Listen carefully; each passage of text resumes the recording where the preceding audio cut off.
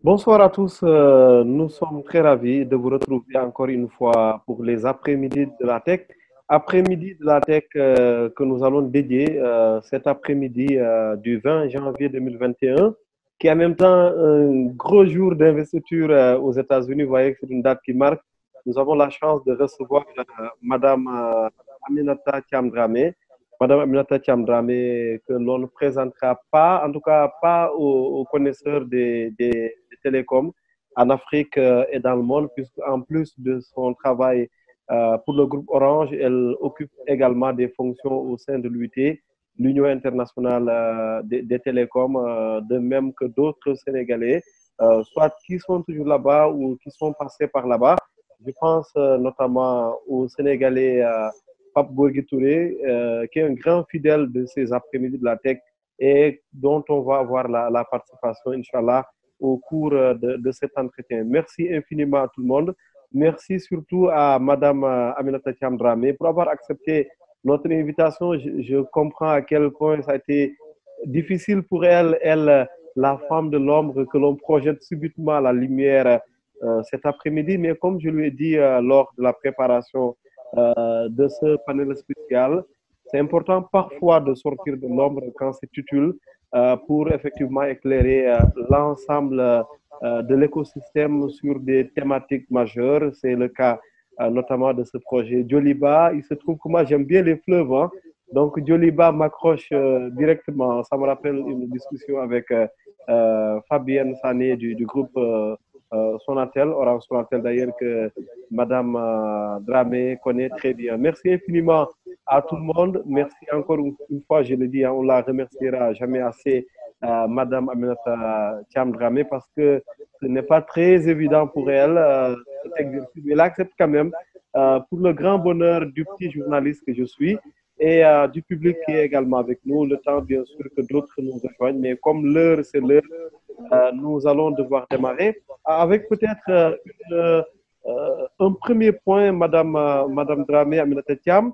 Nous allons parler évidemment de votre parcours rapidement, de ce projet Joliba et plus spécifiquement d'autres thématiques qui, on le sait, sont aussi essentielles, telles que la connectivité en Afrique. Si je me trompe, la connectivité fait partie de ce pourquoi vous travaillez aujourd'hui au sein de l'UIT, l'Union internationale des télécoms.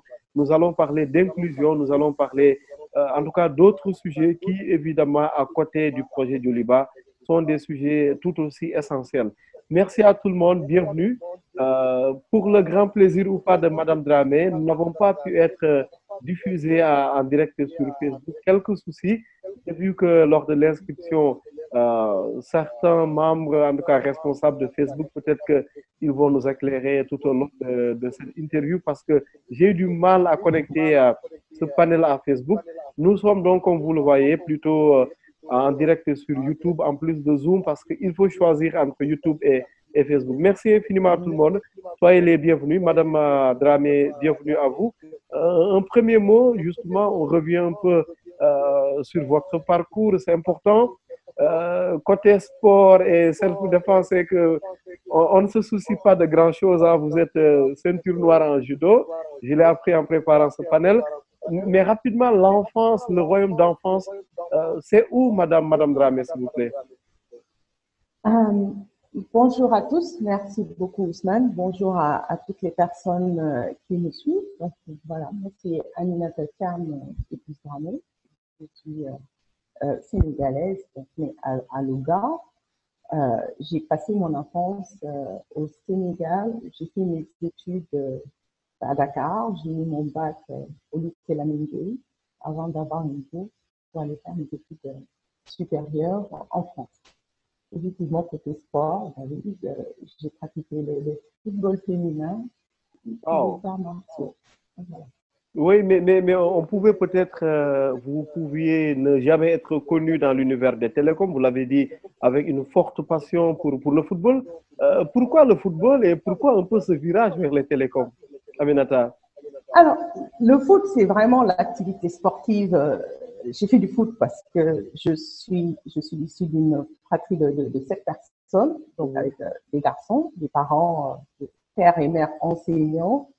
où nos activités tournaient autour des études et puis du sport. Et donc avec ma sœur, comme on allait faire le sport avec mon frère, on s'est retrouvés comme ça à faire du football.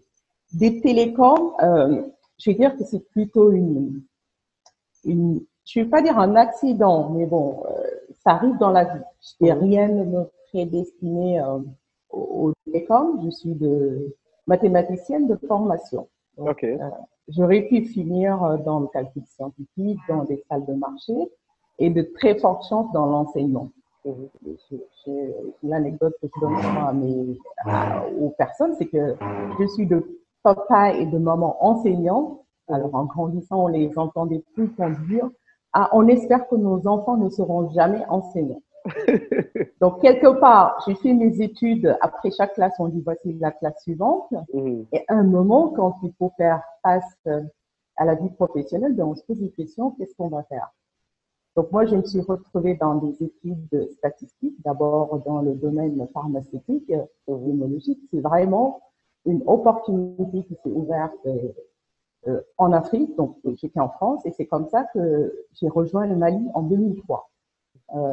D'abord au niveau du réseau, donc au niveau de la technique.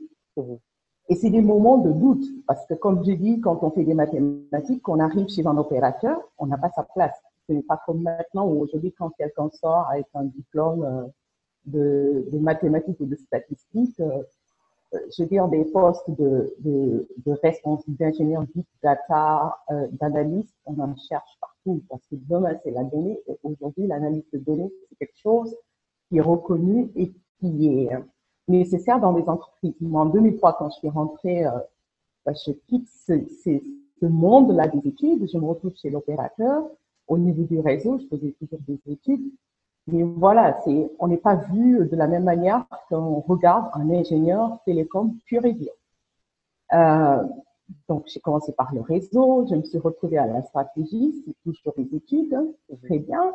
Je me suis retrouvée au marketing, il y avait encore des chiffres, c'est excellent.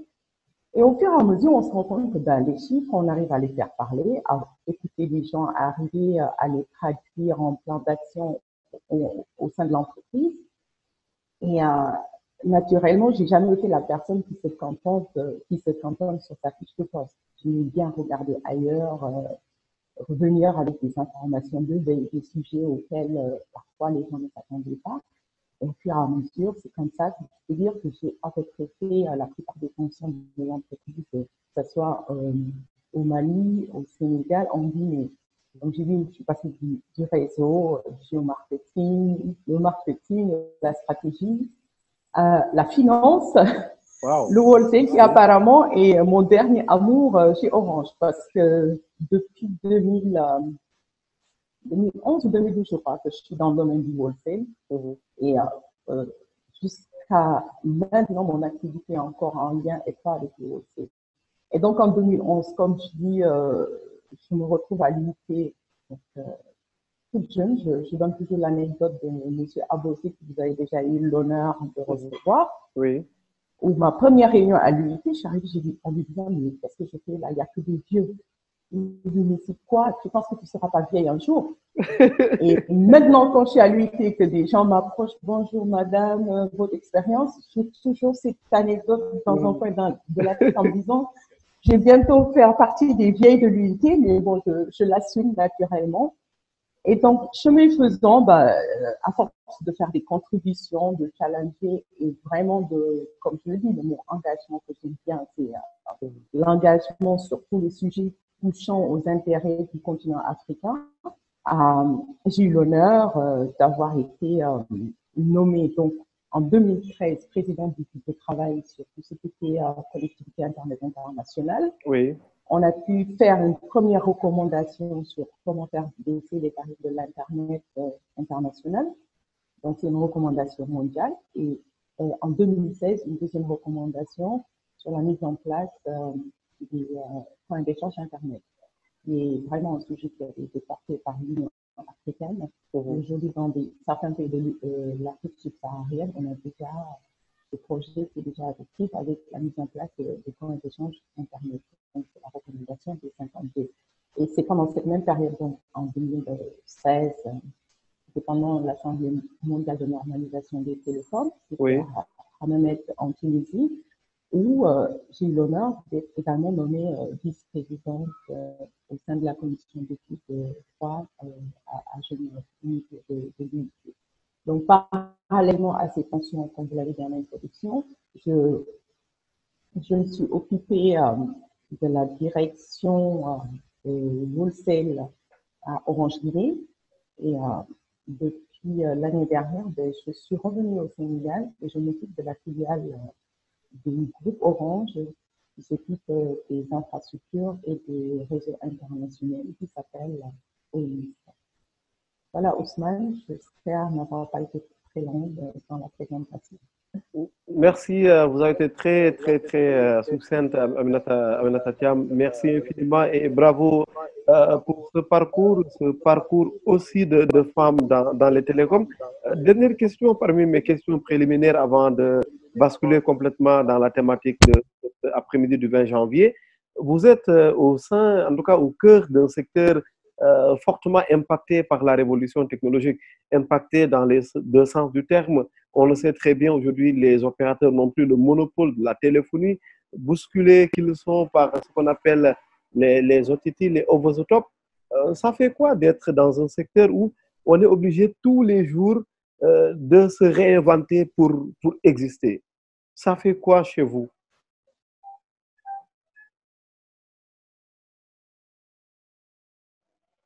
Aminata?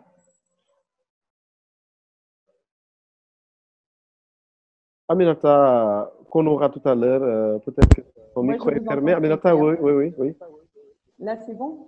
Donc, je dis, c'est un peu le sens de notre activité. Hein. C'est vraiment le domaine des télécoms.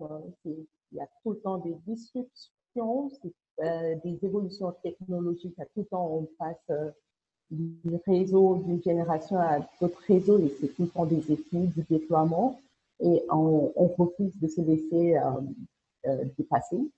Et effectivement, le phénomène des OTT, c'est quelque chose qui est connu au niveau des opérateurs. Ce qu'on essaie de faire, c'est comment, malgré l'existence de ces OTT, pouvoir continuer, nous, à délivrer des services qui sont aujourd'hui attendus par les populations. Il y a eu plusieurs discussions sur ce sujet au niveau de l'unité et même au niveau des instances régionales en Afrique. Parce que quoi qu'on dise, c'est plus les pays africains qui ont été les plus impactés par ces réseaux. Je parle de la partie telco. Hein. Parce que si on parle de vous, journalistes ou des vendeurs de journaux, c'est autre chose. C'est sûr. Donc, au niveau télécom, on a clairement fait face à des impacts, des analyses, des réflexions ont eu lieu et sont toujours en cours avec certaines actions qui ont déjà été prises. Quand on regarde au niveau de l'Europe, c'est ce qui est déjà fait. Au niveau de l'unité, comme je dis, pareil, et c'est vraiment item par item. Aujourd'hui, ce qui a le plus fait souffrir les opérateurs dans le premier temps, c'est tout ce qui est lié au trafic international en France. Et ça c'est parce que en Afrique, les opérateurs vivaient beaucoup sur grâce aux revenus tirés de la terminaison internationale en France.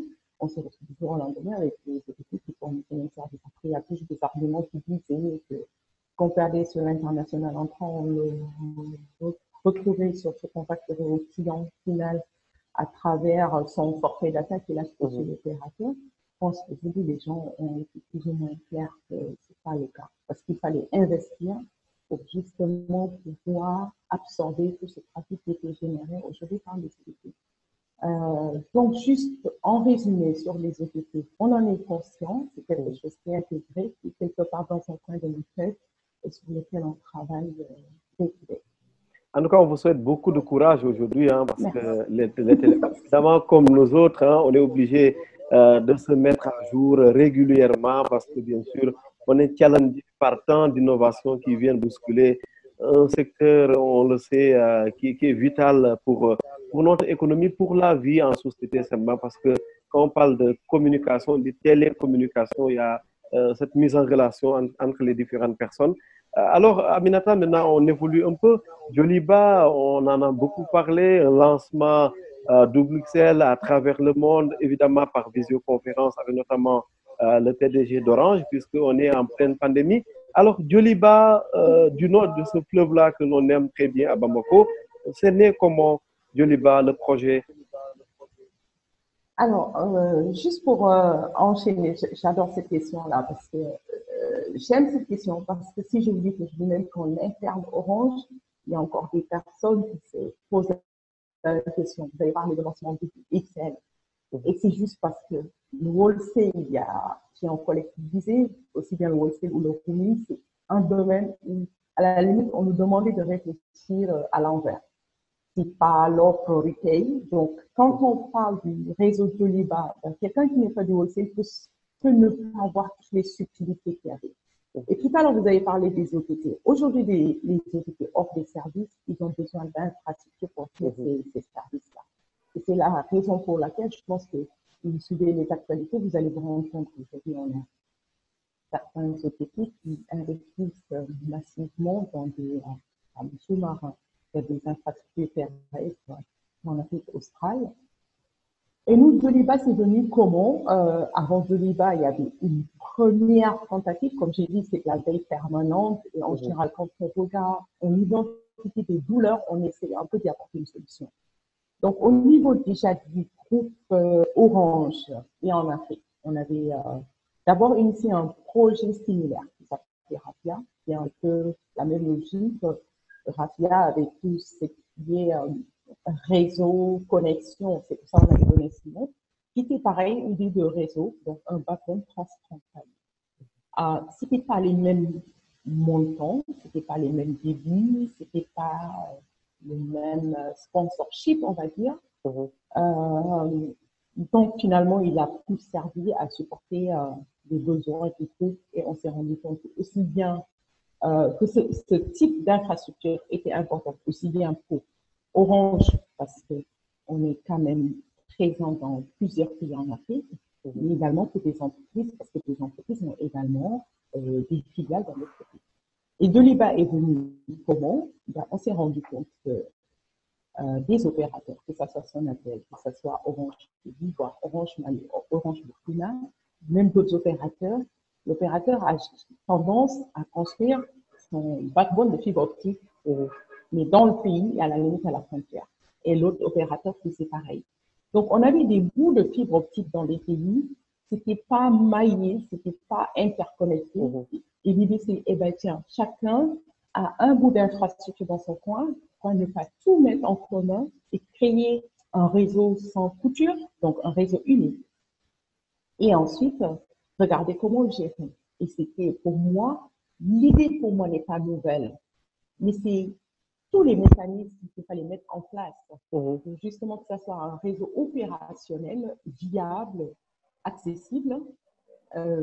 Et pour moi, ça, et je pense que c'est ce qui explique peut-être ce que vous avez entendu sur Joliba, c'est en termes d'expérience panafricaine pour un groupe, quand on parle de, même si c'est un groupe, il faut garder quelque part dans la tête cette notion de PNL. Chaque opérateur, même si fait partie du groupe, a quand même des contraintes de PNL à gérer. Donc, il a fallu mettre en place tout l'ensemble de mécanismes pour justement y arriver.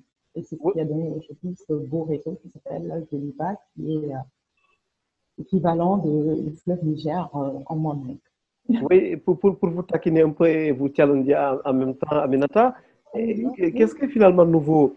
L'infrastructure, elle est bien nouvelle ou c'est plutôt la mise en relation d'une infrastructure qui existait déjà? Aidez-nous un peu à comprendre. Alors, comme je dis, l'infrastructure, il y a une partie de l'infrastructure qui existait dans chacun des pays. Je donne l'exemple du Sénégal. Depuis 76, le Sonatel, qui était dans des câbles sous-marins. On parle de Atlantis. Aujourd'hui, on parle de Main One et bientôt de tout Africa. En Côte d'Ivoire, c'est pareil. Au Mali, il n'y a pas de mer, donc il n'y a pas de câbles sous-marins. Il y a des portions de fibre optique. Ça peut servir à quelques entreprises, mais je donne pour que vous permettre de mieux comprendre. Une entreprise aujourd'hui qui est au Sénégal, qui a sa filiale au Mali. Je donne l'exemple d'une banque. On a besoin d'avoir des flux à temps réel, que toutes les opérations puissent être tracées, qu'il y ait une réactivité. Pour que ces deux entreprises communiquent entre elles, il leur fallait une connexion qui applique. Soit c'est l'entreprise au Sénégal qui demande la connexion pour s'interconnecter le Mali ou c'est l'entreprise au Mali. L'entreprise au Mali va s'adresser à un opérateur au Mali.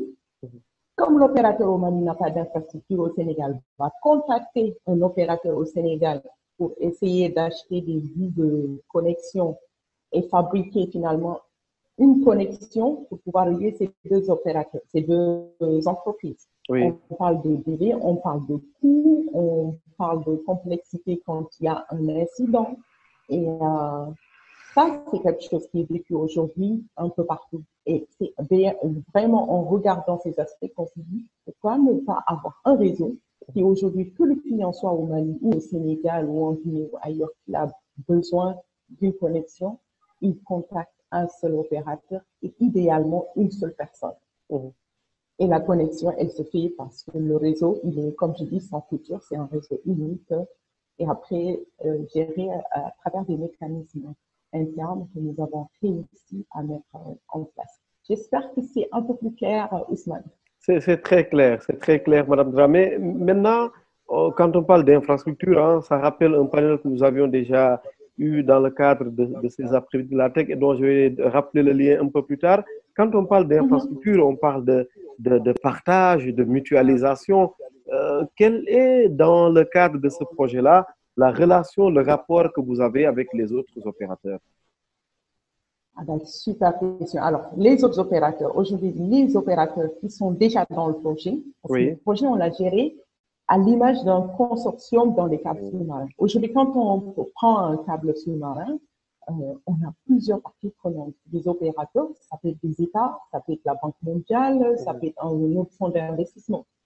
Et sur ce réseau, on a vraiment procédé de la même chose. Cette première étape, on dit aujourd'hui on est sur 6 pays, on va prolonger avec d'autres. Si on appelle chaque opérateur déjà au niveau d'Orange, en disant on a ce projet et chacun est venu avec ses kilomètres de fil. Typiquement, le groupe Orange Côte d'Ivoire est arrivé avec presque 4000 kilomètres de fibre optique. Le Sénégal a fait pareil. Donc aujourd'hui, le Mali, Burkina. Donc quand je dis Côte d'Ivoire, c'est chapeaute un peu le Burkina Faso. Le Mali, c'est pareil. Aujourd'hui, on s'est retrouvé avec un réseau de 10 000 kilomètres de fibre optique en câble sous-marin, couplé à 10 000 kilomètres de fibre optique en terrestre. Ça, un seul acteur aurait eu du mal à le faire parce que c'est coûteux et c'est vraiment cette mise en commun de biens qui a permis d'y arriver. Et en toute transparence, aujourd'hui, encore une fois, c'est des opérateurs du groupe Orange en Afrique subsaharienne qui sont dans le projet, mais on a des parties, des choses prévues au Nigeria, au Ghana, où on n'a pas forcément Orange. C'est juste pour vous montrer le caractère open de ce projet. Je ne parle pas d'open access, qui est quelque chose de complètement différent, mais c'est quelque chose qui est open. Et en termes de connexion également, on ne peut pas dire que c'est un réseau pour connecter des clients Orange. C'est vraiment un réseau aujourd'hui qui a à disposition des 330 millions de clients potentiels qu'on a aujourd'hui en Afrique. La GSMA nous dit qu'aujourd'hui, on est à peu près à 350 millions, 10 fois plus que ce qu'on avait comme clients connectés en 2005. Et on pense que ce réseau, typiquement, va permettre à ces gens-là d'avoir une meilleure connexion. Juste préciser que les clients qui sont ciblés, c'est pas vous et moi, c'est pas un user retail, c'est un réseau pour des opérateurs et pour des entreprises, mais forcément par ricochet qui sera destiné aux clients user comme vous et moi. Tout à fait, Aminata. Maintenant, est-ce qu'il n'y a pas eu d'obstacle à un certain moment avec, avec la régulation, pour être générale, à l'échelle du continent? Parce que on sait, on le dit très souvent, la technologie va plus vite que le droit. De ce point de vue, ça s'est présenté comment? Alors, je pense que moi, j'aime le mot, la communication double XL dont vous avez parlé. On peut faire cela parce qu'on est fiers de ce projet. Je pense que les régulateurs, là, par contre, je prends la casquette de l'unité, c'est des régulateurs en majorité que je côtoyais là-bas, des gens des ministères. Les discours que j'entendais, je pense que c'est ce qui explique un peu mon engagement dans ce qui est lié à la connectivité en Afrique. il n'y a pas de connexion en Afrique, on est en manque de connexion, il faut réguler, il y a des opérateurs dominants et tout ça. Aujourd'hui, on est venu en leur donnant la preuve que on arrive quand même à apporter notre maigre contribution à cette connectivité dont il parlait tout le temps. Parce que moi, ma conviction, c'est que évoluer en Afrique, et certes, il y a des pays enclavés qui ont de réels problèmes de connectivité. Mais sur la scène internationale, on a des problèmes de connectivité. C'est très bien. Et on a des fonds d'investissement, on a une Banque mondiale qui finance des projets de fibre optique par-ci et par-là. Mais pour moi, le challenge, c'est pas le fait de dire j'ai fait la fibre, c'est comment je l'exploite après. Oui. Et on a bien vu des acteurs aujourd'hui qui ont des kilomètres et des kilomètres de fibres. Mais après, sur la partie exploitation, qu'est-ce qu'on en fait? Et aujourd'hui, moi, le message, enfin, point de vue réglementaire, on est complètement en phase. Parce que, comme je vous l'ai expliqué tout à l'heure, le même mécanisme existait au niveau wholesale, sauf que c'était entre deux opérateurs. Oui. Ces deux opérateurs ont dit, mais chacun amène sa partie, on a fait une partie. Et il n'y a pas d'entrave réglementaire. Et je pense que c'est quelque chose que les régulateurs pourraient conduire à son projet en Afrique. Et c'est une bonne nouvelle que les privés fassent autant preuve de, disons, de volontarisme, d'initiative, sans forcément toujours attendre les États. C'est important. Pour moi, on ne doit pas tout attendre de l'État. On doit faire, chacun doit apporter sa contribution. Et nous, opérateurs, ce qu'on essaie aujourd'hui sur la partie infrastructure, sur la partie programme en Afrique, hein, où on regarde aujourd'hui ce que représente le digital, ce que représente la contribution du digital au développement de l'Afrique. Okay? Quand on regarde ce besoin qu'a la jeunesse, qu'a les populations, qu'a même les cultivateurs qui est au fin fond quelque part, on se dit qu'est-ce qu'il faut faire. Et comme je l'ai dit tout à l'heure, c'est de la veille permanente. C'est un moment, il faut de la connectivité. Il faut de la connectivité, vous l'avez dit, même les autorités sont conscientes qu'il faut de la connectivité parce qu'aujourd'hui, tout ce qu'il y a comme contenu, on ne peut y accéder que par de la connectivité enrichie. Et c'est ce qu'on a essayé de faire. Après, comme j'ai dit, un État qui veut faire des infrastructures, c'est très bien, je parle très bien là des infrastructures télécom, mais c'est toujours garder quelque part dans la tête comment exploiter ces infrastructures par la suite. Parce que malheureusement, on voit parfois des kilomètres de fibres tirés. Et c'est après qu'on se dit, mais qu'est-ce qu'on en fait? Où on va aller chercher quelqu'un d'autre pour l'exploiter. Et donc, je pense qu'on a appris de tout cela. Et c'est pour ça, dans le Toliba, moi, typiquement, je m'occupe de OMS Afrique, qui est la filiale qui s'occupe de la gestion technique de ce réseau Toliba. Oui. À côté, j'ai un autre collègue, Charles Kwame, qui s'occupe de la gestion commerciale. Mais encore une fois, même si ce projet en groupe est fait en groupe, on s'est dit que c'était important qu'il soit accompagné de développement de compétences, qu'il soit accompagné d'une organisation viable, parce que chacun amène sa part, oui. Comment on se partage après les bénéfices, comment on va gérer le client, c'est une multitude de processus qu'il fallait mettre en place et qui ont été mis en place. Comme je l'ai dit tout à l'heure, quand on a deux interlocuteurs qui a la connexion qui ne fonctionne pas, sur le retail, on va appeler un numéro qui est clair. Sur ce type de réseau, qu'est-ce qu'on fait? Donc, on a eu besoin, justement, parce que comme on a voulu mettre en place un réseau, mais vraiment à l'étape là, il faut mettre les moyens qu'il faut. Et c'est pour ça qu'on a mis en place une supervision en multiple horizon. C'est à tout instant, il y a quelqu'un, quelque part dans le monde, qui supervise le réseau. Aujourd'hui, j'ai des équipes qui sont basées à Dakar, qui supervisent le réseau, mais on ne travaille pas 24 heures sur 24. Et quand on n'est plus disponible, on a des équipes qui sont en Inde, qui sont aux États-Unis, qui sont en France, qui prennent la main. Donc, ça, je pense que, voilà, c'est juste pour des exemples de choses qui ont été mises en place pour accompagner ce réseau sur lequel on compte beaucoup d'espoir. On attend beaucoup de connexions. Oui, merci Aminata. J'ai plein d'autres questions évidemment, mais je ne me ferai pas égoïste de cette fois. Je veux bien ouvrir notre discussion, qui est la discussion de tout le monde, à à des discutants qui nous aident un peu à approfondir la problématique.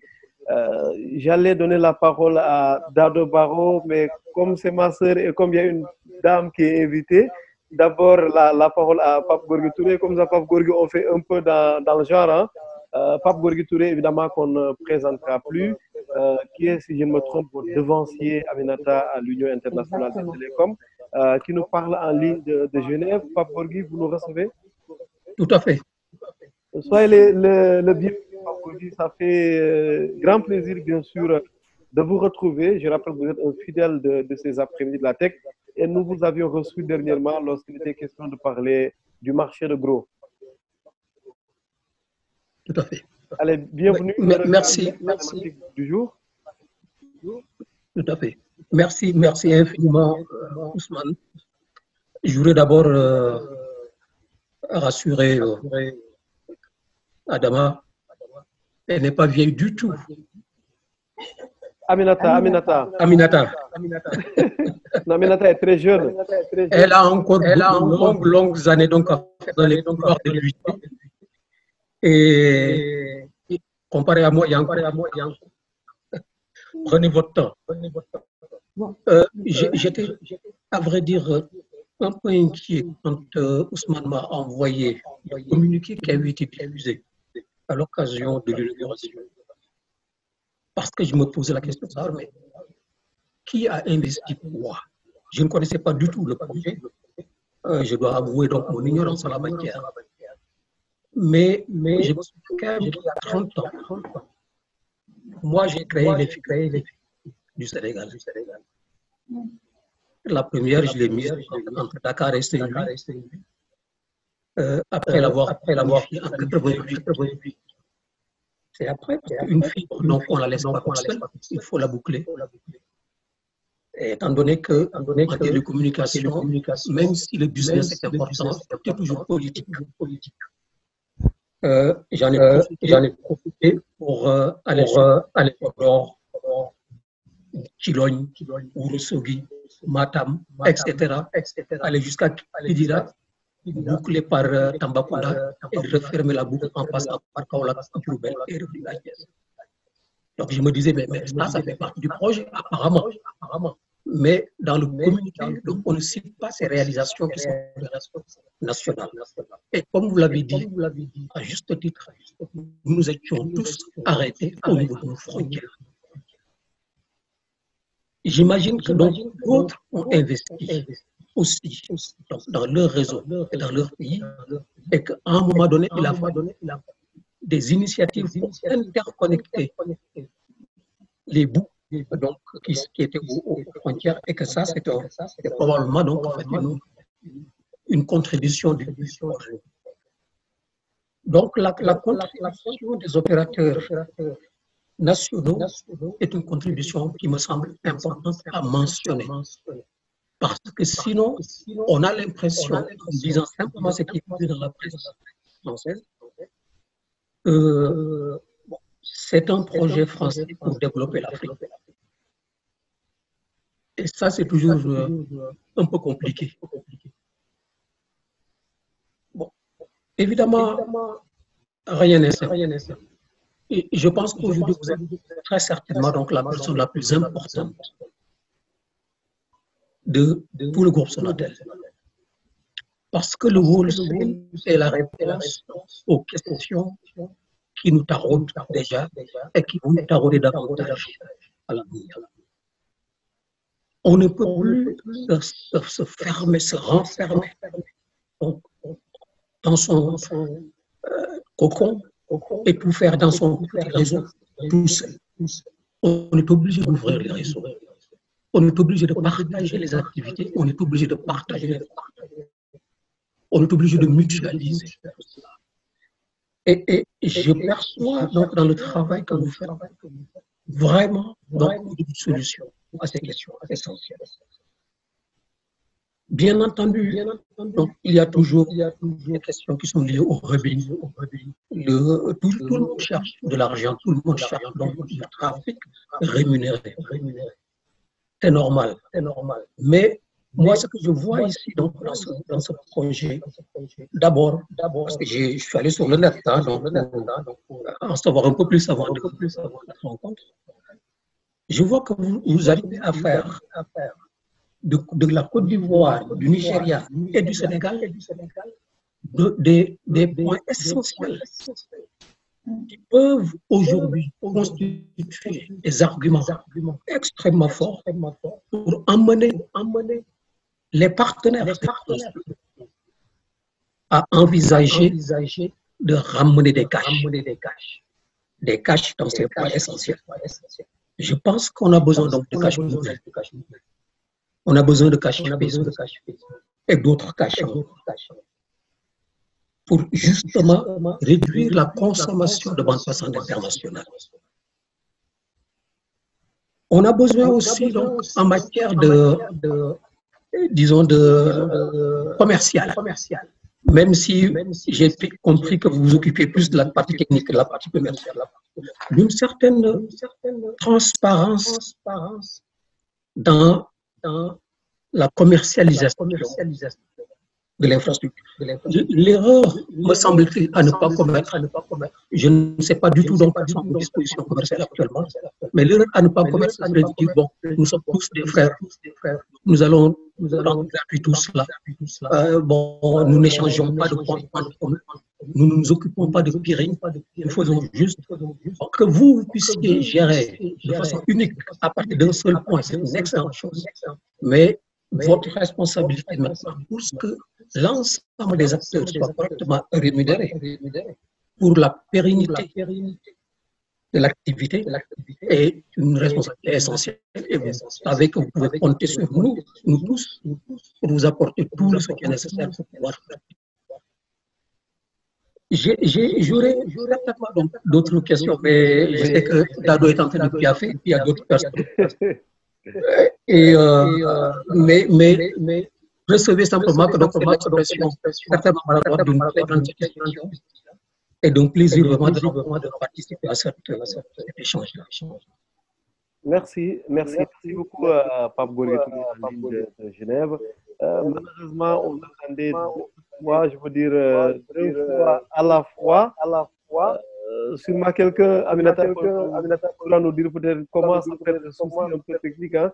Si on peut le régler, on a l'impression qu'on entend deux fois Pape Gorgui en même temps. Si vous pouvez ça en reprenant la parole, les prises de parole, que ce soit président Dado, ou également une habitude de l'après-midi de la tech en ligne de Dubaï. Dabo, soyez la bienvenue. Bonsoir, Ousmane. Bonsoir Dado, bienvenue. J'espère que vous m'entendez bien. Oui, deux fois en même temps aussi. Hein. Mais bon, ok, moi aussi je vous entends deux fois. Je vous entends deux fois, j'ai pensé même que c'était un problème. Là, c'est bon. Là, c'est bon. Ouais. Donc, moi, d'abord, pour commencer, je dis franchement, félicitations, un grand bravo à Aminata Dramé pour ce travail accompli. C'est vraiment un projet à saluer. Et je dirais que Orange a l'avantage d'être à la fois un utilisateur des services, mais en même temps un fournisseur des services. Donc, ce qui lui permet en quelque sorte d'avoir une vue d'ensemble des vrais besoins du marché. Et donc, comme j'ai bien noté le point d'Aminata Dramé qui dit qu'il ne suffit pas tout simplement d'avoir accès au câble, mais c'est vraiment l'exploitation qu'on en fait. Et c'est ce point qui est très, très important parce que je pense en même temps à un projet de Smart Africa qui cherche à mettre en place un marché digital unique. Donc, moi, je dis que déjà que Orange aujourd'hui a réussi le pari à déjà faire un premier pas et à accomplir une partie du travail que Smart Africa aimerait implémenter. Moi, j'aimerais juste savoir si aujourd'hui il y a des discussions en cours, comment aujourd'hui Smart Africa pourrait aujourd'hui utiliser déjà le réseau de Orange pour mener à bien sa mission. Parce que j'estime qu'il ne sert à rien de multiplier les efforts s'il y a quelqu'un qui a construit quelque chose de bien solide. Merci Dado. Aminata, une réaction un peu à ces deux prises de parole? Merci Ousmane, merci à Papa Gorgui et il me rassure parce qu'effectivement, comparé à lui, je suis toute nouvelle à l'unité. Mais au niveau de la COM3, pas forcément le cas. Merci également à Dado pour ces points. Donc, sur les points de Papa Gorgui, il y a 2 points déjà sur les caches, le cache Google ou Facebook. Au niveau d'Orange et dans la plupart des pays, à commencer par le Sénégal, la Guinée, ailleurs, ces caches existent déjà, indépendamment de Bolivar. Au niveau de Nigeria, Ghana, Côte d'Ivoire, idem. Pour moi, ce projet, c'est pas forcément l'enabler pour la mise en place de ces caches. Et l'autre chose, juste que je voulais partager avec M. Touré, c'est qu'aujourd'hui, quand on regarde des projets comme Simba, qui s'appelle maintenant Tout Africa de Facebook, ou Ekiano de Google, qui se positionnent sur des câbles sous-marins, on se rend compte que dans tout le monde, c'est on veut quelqu'un pour gérer la landing station, mais on veut également un data center à côté. Et je suppose que c'est pour mettre notre propre cache CDN ou autre chose. Donc, oui, on a ces points sur les caches en tête et on a également les caches de Orange. C'est un point qui a été embarqué dans le projet. Donc, merci d'avoir pensé, mais c'était juste pour rassurer que, et ça, c'était même bien avant l'arrivée de Joliba.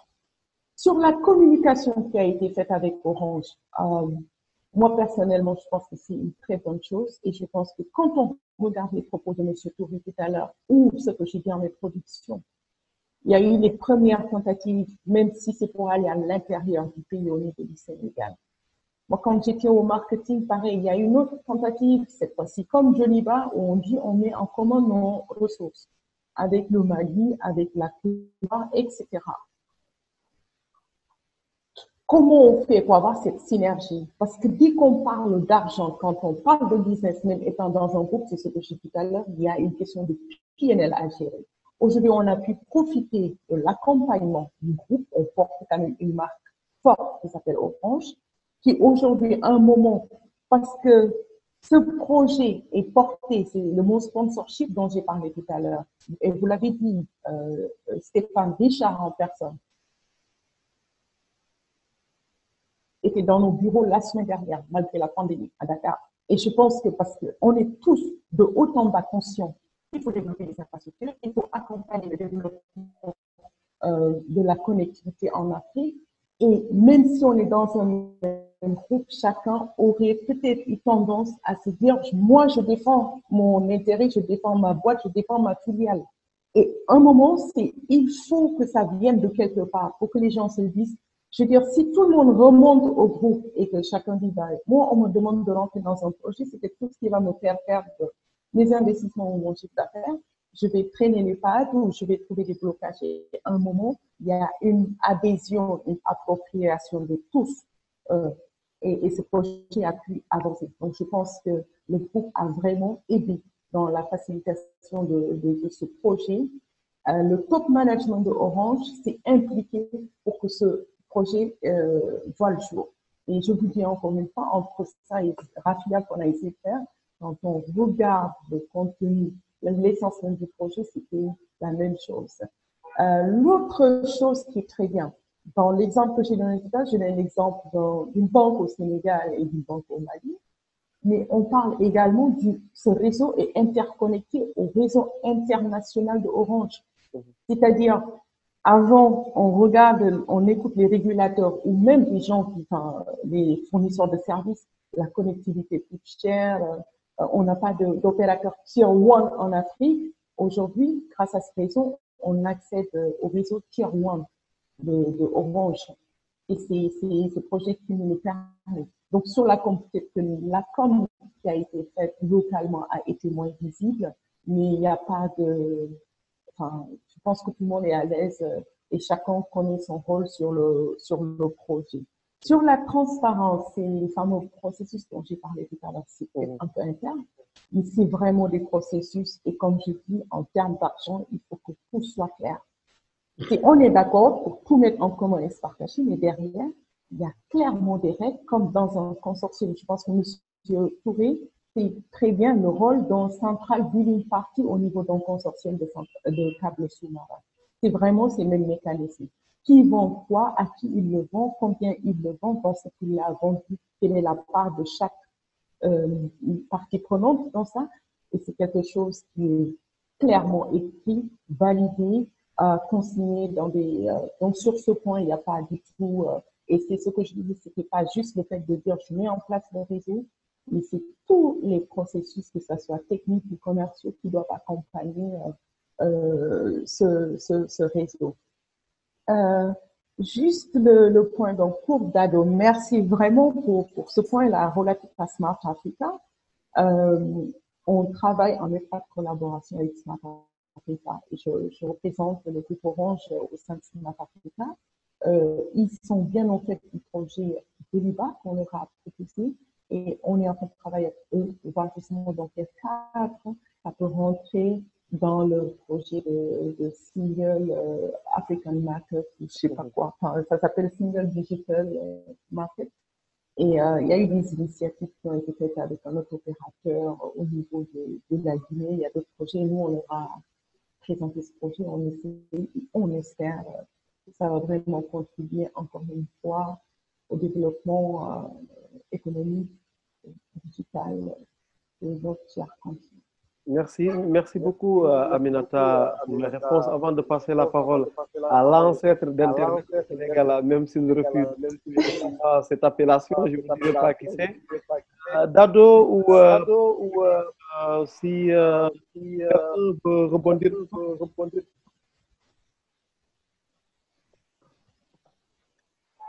Pour moi, c'est clair. Donc, du coup, tant que déjà qu'il travaille en étroite collaboration, déjà, on va assez réussir les paris des challenges de l'Afrique. Voilà. Merci, Pape Gorgui. Oui, mais je suis absolument satisfait des réponses que nous venons de recevoir. Notamment, donc, en fait, le concept de Central Billing Party est très important. Et non, c'est vraiment un projet qui a été pensé. Bien entendu, donc, en fait, avoir Orange, le groupe, oui, comme fédérateur donc, des actions de l'ensemble des opérateurs est un élément clé.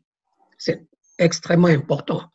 Et maintenant, donc, moi, je me mets un peu aussi donc, à la place du consommateur malien, sénégalais, autres, ou bien des actionnaires aussi donc de ces sociétés, notamment donc en fait de Sonatel SA. J'essaie de regarder un tout petit peu donc comment ont évolué les choses depuis l'annonce de ce projet important. Je n'ai pas vu en termes de, comment dire, donc de réaction de l'actionnaire quelque chose qui ressemble à un engouement extraordinaire. J'ai même vu une légère baisse, mais qui est certainement conjoncturelle, de l'action. Est-ce que c'est on attend réellement, en fait, on attendait de ce point de vue-là, ou bien est-ce que les actionnaires ont l'information sur l'impact réel donc, que ce projet peut avoir sur l'évolution du chiffre d'affaires, sur l'évolution de la rémunération des capitaux propres. Je crois qu'il y a une coupure, me semble-t-il.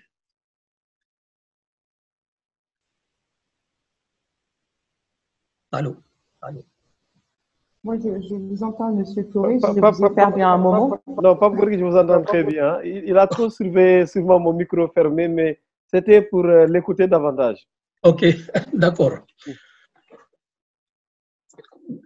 Bien, est-ce que je reprends quelque chose ou c'est clair? S'il vous plaît, moi j'ai raté une partie de votre question. C'est ça. Non, je disais que donc je me demande si l'actionnaire, en fait, les actionnaires donc de Sonatel SA, bon, je ne veux pas être égoïste, donc on peut parler donc des autres actionnaires d'autres entités qui participent à ce projet. Mais est-ce que donc en fait l'actionnaire a réellement donc l'information sur l'impact que ce projet peut avoir sur l'évolution financière de la société.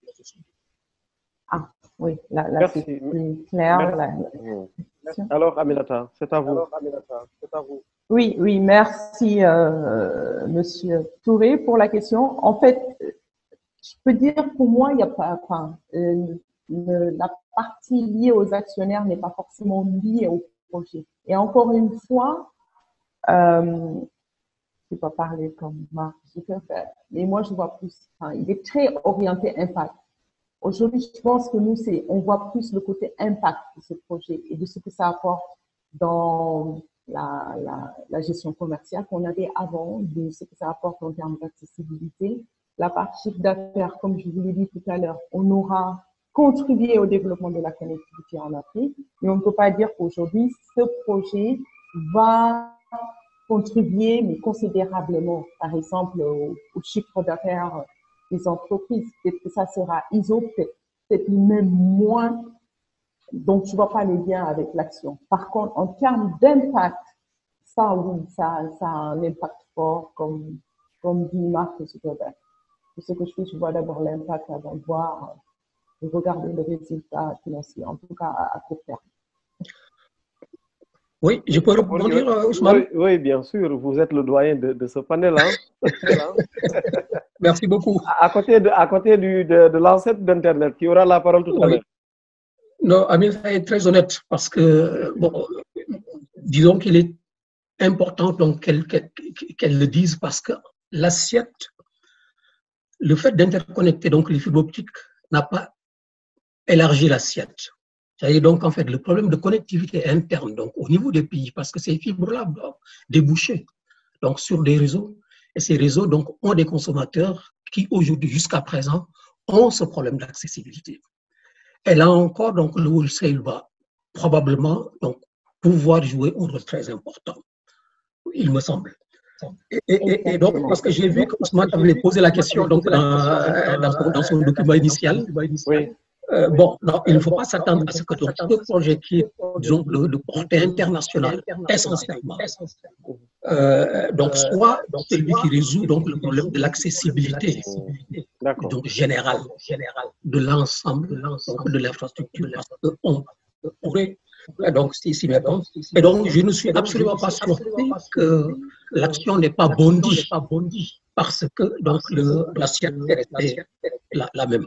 Autrement dit, donc en fait, pour que le projet soit vraiment un succès, il faudra qu'on agisse ailleurs, qu'on lui amène du trafic à travers donc l'élargissement de l'accessibilité de l'infrastructure à l'intérieur même de chacun. Merci. Merci beaucoup, Pape Gorgui Touré. Merci à Aminata également pour les réponses. La parole à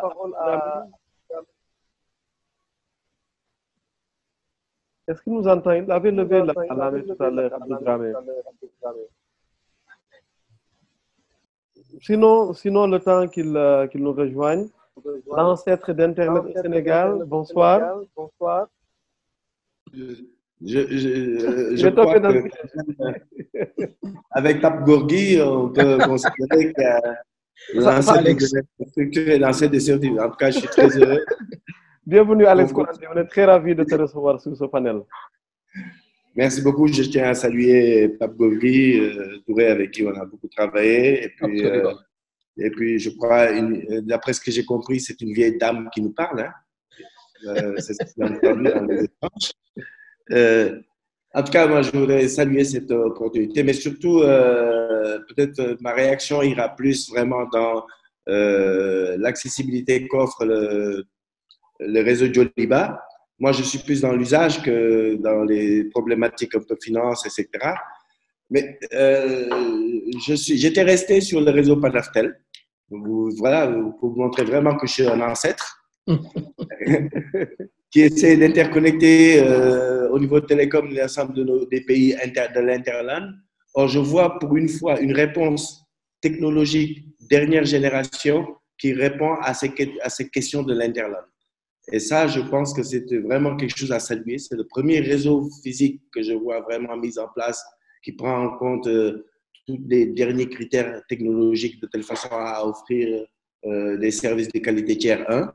Et la connexion de l'Interland était un élément relativement important pour le développement de la sous-région. Et je crois que si on veut un développement économique intégré de nos pays, par exemple la zone UEMOA, cette interconnexion aujourd'hui est devenue un élément essentiel. Alors, ça, c'est vraiment pour saluer cette initiative. Moi, ce que je dirais un peu peut-être comme question à Aminata, c'est une question liée justement au coût d'accès. Parce que, étant donné que nous avons aujourd'hui un outil de ce genre, je pense qu'il est important de développer les échanges entre les pays qui sont interconnectés. Et à ce moment-là, il va y avoir une notion, sûrement une redistribution des coûts de peering, des échanges de paquets entre les différents pays. Bon, il n'y a pas que l'international, je crois qu'il y a des services qui peuvent être abrités à Dakar et offerts à Mali ou inversement.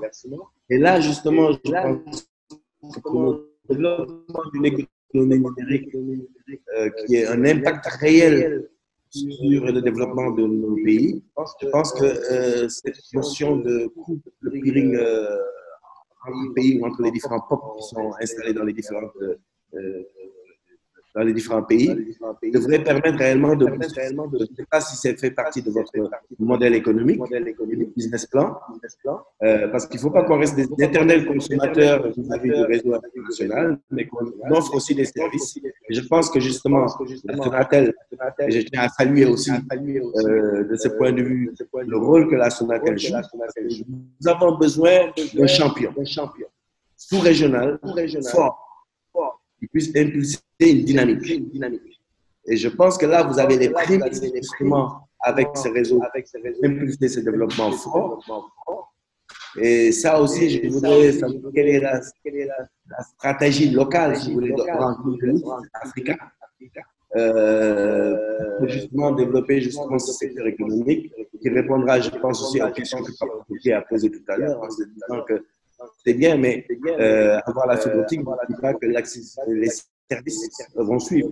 Parce qu'il suffit maintenant de voir comment l'interconnectivité dans les différents pays va être effectuée à partir de ce backbone. Voilà, autant de questions que je me pose. Hein, je ne suis pas très télécom, mais je pense que c'est des questions d'usage et qui me paraissent relativement importantes. Merci beaucoup, Alex Corentin. Aminata? Oui, donc merci en tout cas, Monsieur Corentin, pour votre contribution et puis les questions que vous posez. Comme je l'ai dit tout à l'heure, pour les actionnaires, on ne pouvait pas penser que Deliba va apporter des chiffres d'affaires en plus si avec le temps.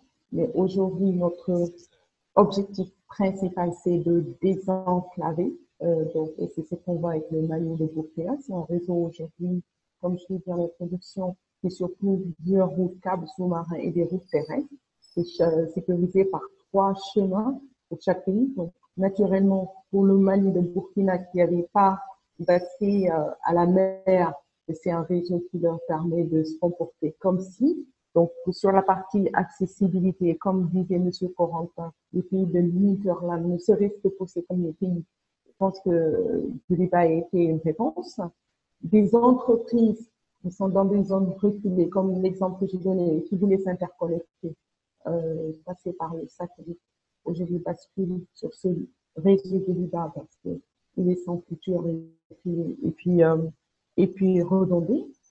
Et sur les coûts, naturellement, il y a un impact qu'on voit dès maintenant. Et c'est ce que je disais. Je reviens encore sur les fameux processus.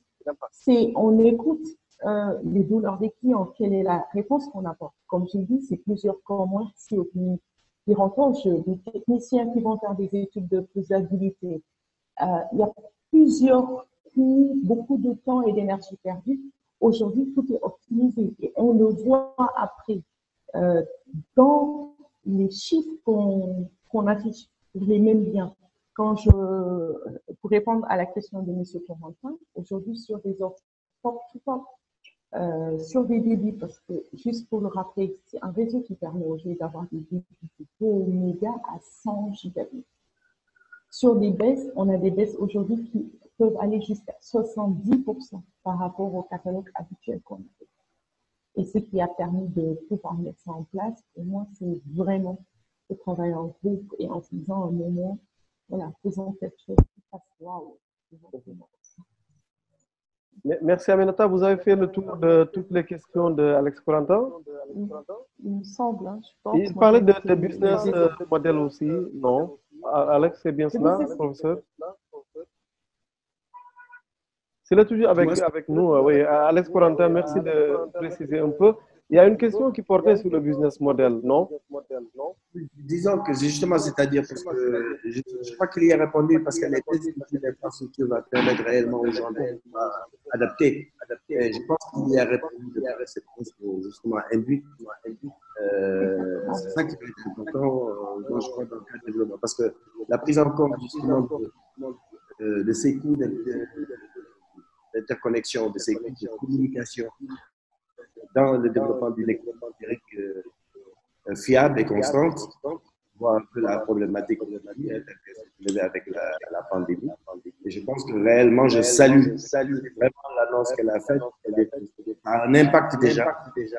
Et je pense qu'il faut donner beaucoup plus d'informations, partager un peu sur les services offerts, parce que je pense qu'il y aura réellement pas mal d'acteurs qui cherchent justement à développer leur marché. Merci et je pense que merci beaucoup, Amina. Merci beaucoup, Alex Corentin, enseignant-chercheur à l'ESP, évidemment, l'École supérieure polytechnique de Dakar, et un des rédacteurs de l'ancien code, du Code des télécoms de 2011, qu'on a mis à jour, si je ne me trompe, en décembre 2018, pour donner comme nouvelle appellation Code des communications électroniques. Une question de Ousseynou Ndiaye, que vous connaissez bien, Aminata. En termes d'impact, il a repris votre mot préféré, hein. En termes d'impact sur l'abordabilité, est-ce que les tarifs prévus sont plus bas que ceux des câbles qui existent déjà? Je venais juste de le dire, peut-être que c'était avant sa question. Oui, comme je disais tout à l'heure, sur des offres pop-to-pop, c'est des débits entre 2, mais on peut aller jusqu'à 100 en tout cas. Et on a des baisses qui vont au-delà de 70%. Une question aussi, oui, excusez-moi, une préoccupation également étudiantine, c'est normal, ça arrive.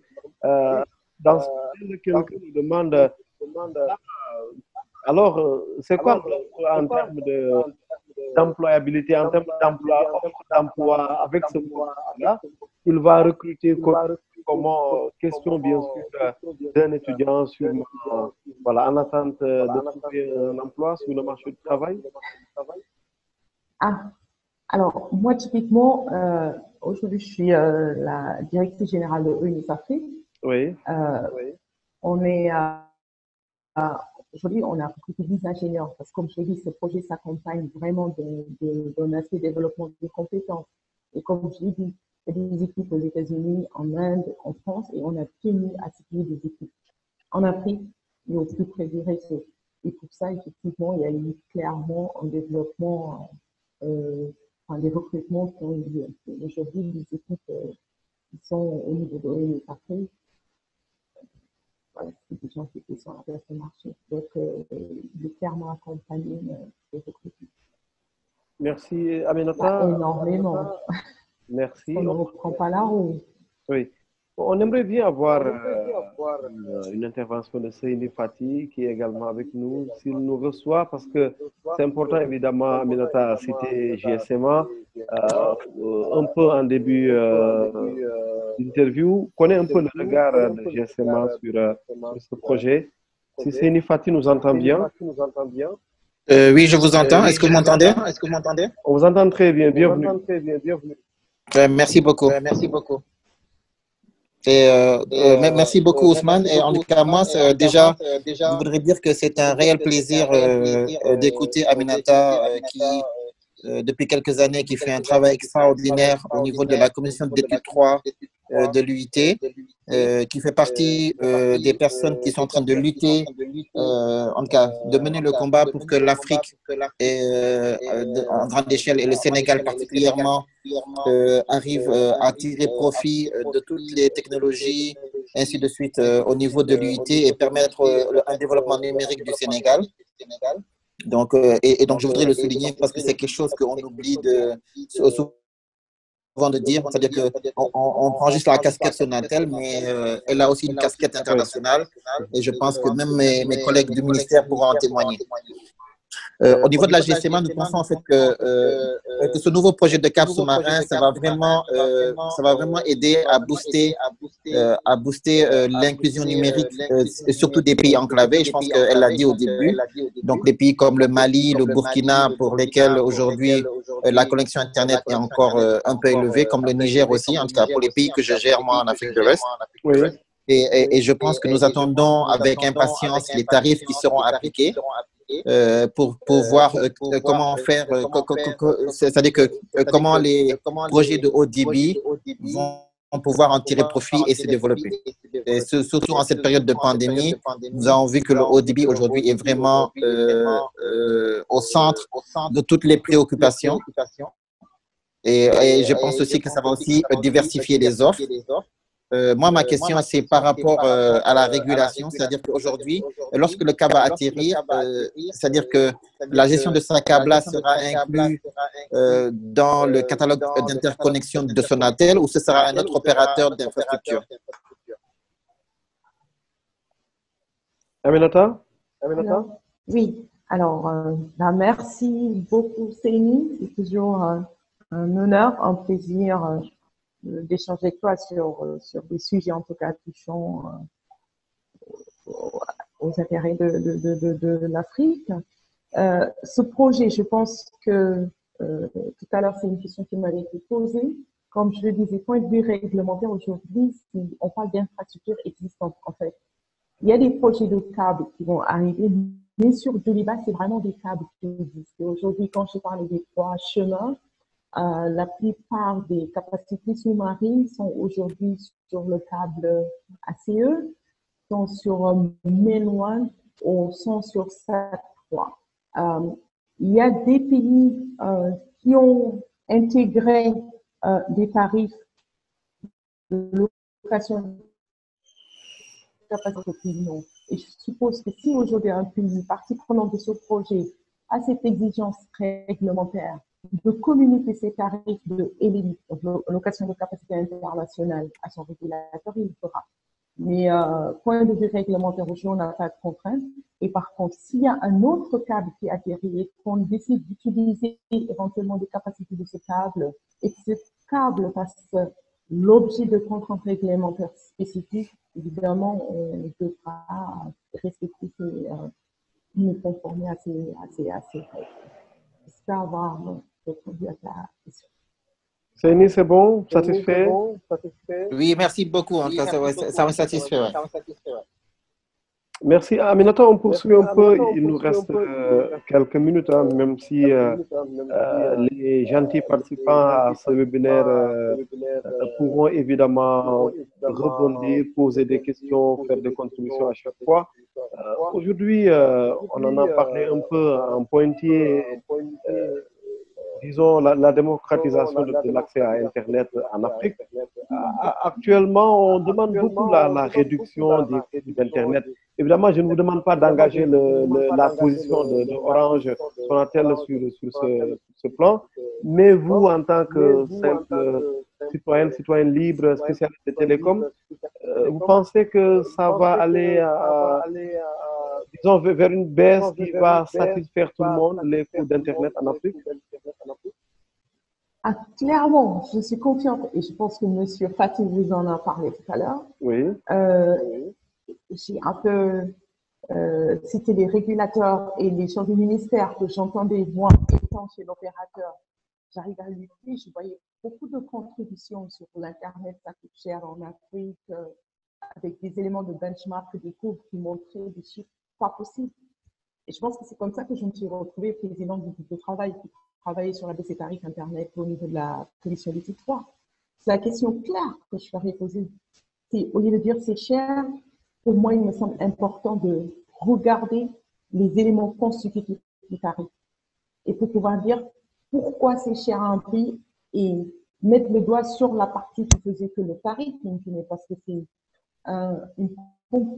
une compilation de coûts qui permet à un acteur d'élaborer son catalogue tarifaire.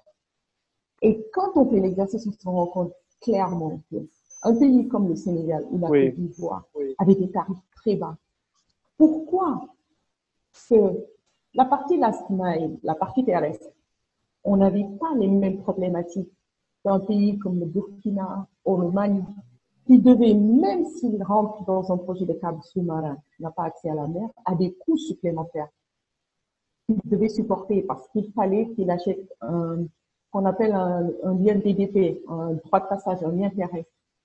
Et comme ça, on s'est rendu compte qu'il y a plusieurs pays qui étaient présentés dans des benchmarks par des régulateurs ou des experts de certaines organisations. Et quand tu regardes ces pays, les tarifs étaient extrêmement élevés parce qu'effectivement, il y a des coûts incompressibles qui faisaient partie des charges de ces opérateurs. Donc, la baisse des tarifs Internet, oui, elle se fait progressivement. Et on regarde avec aujourd'hui tout ce qu'on a comme câbles sous-marins, des projets câbles sous-marins qui se font. On se rend compte que le coût du mégabit ou du 1000 km dans un câble sous-marin, il continue de baisser. Il y a une baisse drastique de ces coûts et forcément qui se traduit par la baisse du tarif end-user. Merci beaucoup. Pape Gorgui Touré. Oui, merci beaucoup.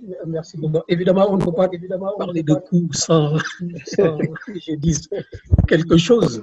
Non, c'est essentiel ce que vient de dire Aminata. Souvent, on dit donc les tarifs sont trop élevés, mais si les coûts sont élevés, donc les tarifs doivent l'être. Parce qu'autrement, donc, ce n'est pas possible. Même si le régulateur faisait les calculs en tenant compte donc, des coûts réels, il interdirait à l'opérateur de baisser ses tarifs. Parce que l'opérateur n'est pas autorisé à vendre de façon durable en dessous de ses propres coûts. Parce que c'est compromettre en fait l'existence même de l'outil. Et donc, la question est importante parce qu'elle veut dire simplement qu'il faut qu'on continue à élargir l'assiette, à investir donc, dans le réseau d'accès. Je ne vais pas revenir en fait sur l'architecture aussi, mais nous sommes encore là où nous pêchons, ce n'est pas au niveau 4, c'est toujours au niveau 1. Au niveau 1, c'est-à-dire donc le niveau physique, faire en sorte que le maximum possible de personnes puissent accéder au service sans pour autant que cela génère donc des coûts insupportables. Parce que le réseau d'accès coûte très cher. Et ceci est important. Je ne voudrais pas que en fait, nous, avec Alex Corentin, nous sommes les jeunes des années 80. Et donc, j'ai été très, très heureux de l'apercevoir donc, dans ce panel-là.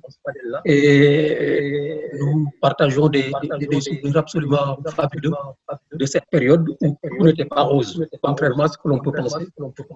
Avant, c'était pas mieux. Il y a énormément de choses donc, à faire maintenant et à continuer à faire aussi à venir. Mais je vois que réellement, donc, en fait, nous sommes sur la bonne voie. Merci. Voilà, le monde commence en s'améliorant avec une amélioration de la vie.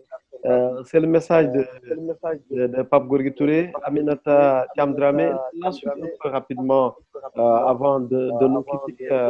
Un message peut-être à tous ces étudiants, donc des femmes qui sont dans les télécoms, un message à ces jeunes dans ces écoles de formation.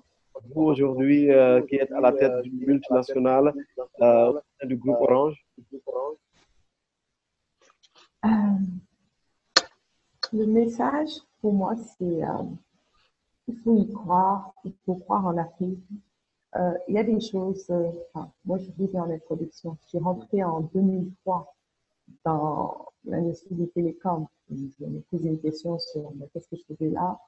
Je me suis pas à ma place parce que c'est peut-être un domaine où on a besoin d'ingénieurs télécoms. Et non, il y a énormément de choses à faire. Et pour moi, le contenu, il se crée. En tout cas, personnellement, ça a été Ça a été mon secret. J'arrive sur un poste, le contenu, je ne m'arrête pas sur une fiche de poste, j'essaie de mettre le contenu et tout ce que je pense est utile pour le développement, aussi bien de l'entreprise que de l'emploi, de l'État, de là où je suis. J'essaie de le faire avec un engagement. L'engagement, le mot qui revient. S'il n'y a pas une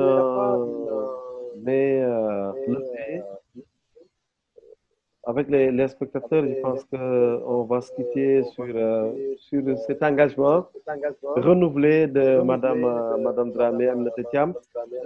Un mot de conclusion, quoique je n'aime pas trop ce terme, on sait très bien qu'on ne conclut jamais, mais un mot de conclusion, un mot de perspective par rapport à vos engagements au pluriel au sein du groupe pour lequel vous travaillez aujourd'hui, au sein de l'UIT, j'imagine, au sein également d'autres organisations pour la promotion des télécoms en Afrique et dans le monde. Ça va être quoi les défis Aminata Thiam pour les prochaines années? Pour moi, les défis que je vois déjà sur l'infrastructure, parce que c'est un mot qui s'exploite après. Donc, dans tous nos projets de développement des infrastructures, c'est bien de les construire, mais regardons le moyen et le long terme. Ça, c'est la première chose. Le deuxième point, mais ça, c'est, je pense que j'ai déjà eu à le dire en contribuant à un certain nombre de panels, c'est qu'est-ce que nos données vont devenir et qu'est-ce que nous faisons de nos données, nous, africains. Ça, je pense que c'est un autre débat et je pense que mon ami Fémi qui était tout à l'heure connecté a également des choses sur ce sujet. Je vois ces deux points aujourd'hui qui, pour moi, c'est réelle menace. Les choses se font, mais à mon avis, pas aussi rapidement. Je ne souhaite. Vous voulez un meilleur fast-track, c'est ça? Pape Gorgui? Oui, je ne voulais pas conclure à la place de Aminata, mais je pense qu'il y a un autre défi qui me semble important, qui n'est pas un défi pour demain matin, et pour l'an 2030-2035, la 6e génération. Parce que la 6e génération sera satellitaire. Et autrement dit, donc, en fait, je reviens encore donc, au niveau aussi, le numéro 1. L'opérateur aura donc, le consommateur aura son appareil, mais le reste se passe là-haut. Alors, le contrôle, c'est-à-dire donc, en fait, avoir une pensée pour cela, pour savoir comment on doit faire à l'image de ce qui vient d'être fait sur le réseau terrestre. Donc, avoir la certitude d'avoir des points d'atterrissement qui peuvent s'interconnecter avec le reste du réseau terrestre pour pouvoir offrir le service donc, à tout le monde en toute indépendance. Je pense que c'est un défi qui est un défi majeur. J'ai vu quand la Chine a fait quelques expérimentations récemment, l'angoisse extraordinaire que cela a déclenché ici. Et tout le monde se dit donc qui va coloniser le continent demain. Et ce sont des questions qui sont des questions essentielles, qui ne sont pas... Bon, là, on parle plus ou moins de la 5G, on va brûler les antennes, mais le défi le plus important n'est pas dans la 5G. Voilà, la 5G, je suis pas sûr parce que pour l'instant, donc en fait, disons les conditions particulières que nous avons sur le continent et compte tenu des exigences de la 5G. Je ne parle pas des fréquences et des risques de maladies. Enfin, bref, ça c'est autre chose. Mais c'est simplement donc il faut avoir du courant électrique, il faut avoir beaucoup d'énergie. Je pense qu'on n'a pas besoin de se précipiter dans la 5G, mais il faut déjà penser à la 6G. La 6G qui sera satellitaire, à orbite basse, ils vont nous tourner dessus, qui nous tournent déjà dessus, ils vont nous tourner dessus, mais cette fois-ci, l'iPhone que j'ai ici, donc sera simplement doté d'une toute petite courte antenne qui sera orienté donc quand j'appelle et tout passera par satellite. Donc, autrement dit, on peut se passer complètement d'opérateurs pour avoir. Bon, ça se fait aujourd'hui sur le plan militaire, mais demain, ça sera le plan public. Et ça me paraît être un défi que moi, donc, de ma génération, nous ne sommes pas la solution, mais vous êtes la solution à ces défis-là. Aminata, pour finir. Oui, j'écoute avec une très grande attention les propos de M. Touré. Donc, 6e génération et puis satellitaire. Sur la 5G, je ne sais pas s'il est déjà au courant qu'il y a déjà eu les premiers tests de 5G en Afrique. Sur les satellites basse orbite, pareil, aujourd'hui, il y a des projets de satellites basse orbite. Et encore une fois, pour moi, c'est encore des défis technologiques. Et je pense qu'ils seront gérables comme on a pu gérer 2G, 3G et tout le reste. Après, je parle plus, moi, ce que je considère comme des défis. Une fois qu'on mettra en place ces technologies, quelles sont les mesures pour les accompagner? Et ces mesures-là, pourquoi tout à l'heure j'ai parlé de sécurité data ici, et j'ai parlé des infrastructures et de nos données. C'est pas l'opérateur qui va le gérer, ça c'est encore une fois, comme je dis là, une union des forces. Et c'est opérateur, c'est État, c'est un peu tout le monde. Et pour moi, ça c'est un gros challenge pour l'Afrique.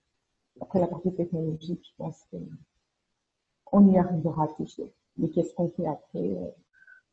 Ce qu'on fait de toute cette technologie, ça c'est vraiment important. Et c'est là où je disais que je pense qu'on peut aller encore un peu plus. Merci beaucoup Aminata, Challenge, Impact, Engagement. Je suis sûr que ce sont vos 3 mots préférés. Merci en tout cas d'avoir été notre invité spécial cet après-midi dans les après-midi de la tech.